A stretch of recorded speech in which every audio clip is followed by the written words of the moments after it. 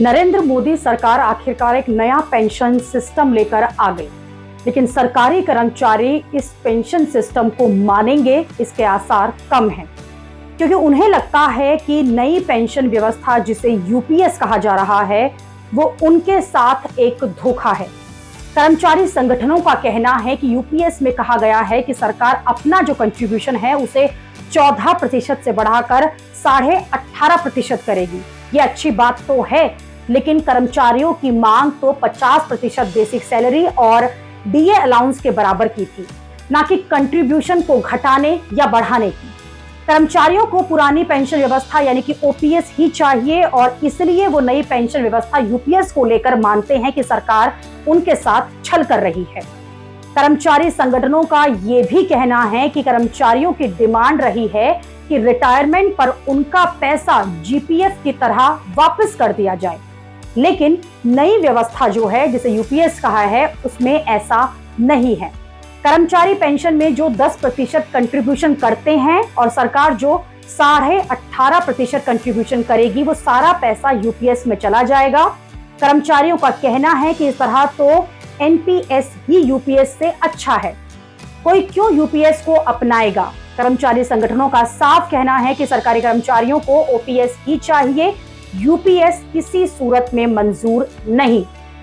अगर सरकार एनपीएस से यूपीएस का विकल्प दे सकती है तो ओपीएस क्यों नहीं। यूपीएस में बेसिक का 50% अगर दे रहे हैं तो ओपीएस में भी तो यही देना होता है।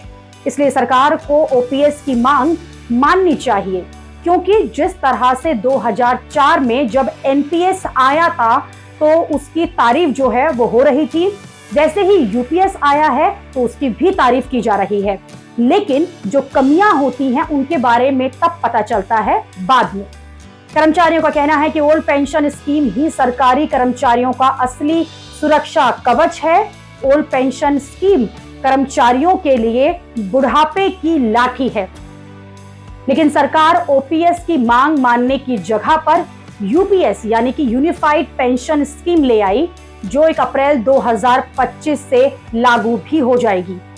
यूपीएस में 5 बड़ी बातें हैं। पहली बात, रिटायरमेंट के ठीक पहले के 12 महीने की बेसिक सैलरी का 50% पेंशन के तौर पर मिलेगा, लेकिन शर्त यह है कि कर्मचारी ने 25 साल सर्विस पूरी कर रखी हो।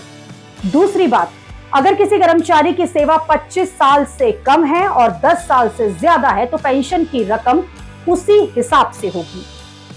तीसरी बात जो इसमें है वो 10 साल की सर्विस के बाद 10,000 रुपए की निश्चित पेंशन हर महीने यूपीएस के सिस्टम के तहत उन्हें मिलेगी। और चौथी बात, अगर सेवा के दौरान मृत्यु हो जाती है तो पत्नी को सैलरी का 60% पेंशन के तौर पर मिलेगा। पांचवी बात यहाँ है कि पेंशन में महंगाई को भी जोड़ा जाएगा। यूपीएस के तहत पेंशन में महंगाई को भी देखा जाएगा, लेकिन कर्मचारी संगठन यूपीएस को एनपीएस से भी खराब व्यवस्था मान रहे हैं।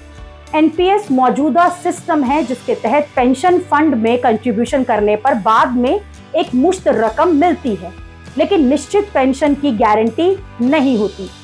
इसे ही बदलने के लिए और फिर से ओल्ड पेंशन स्कीम लाने के लिए कर्मचारी कई सालों से मांग कर रहे हैं।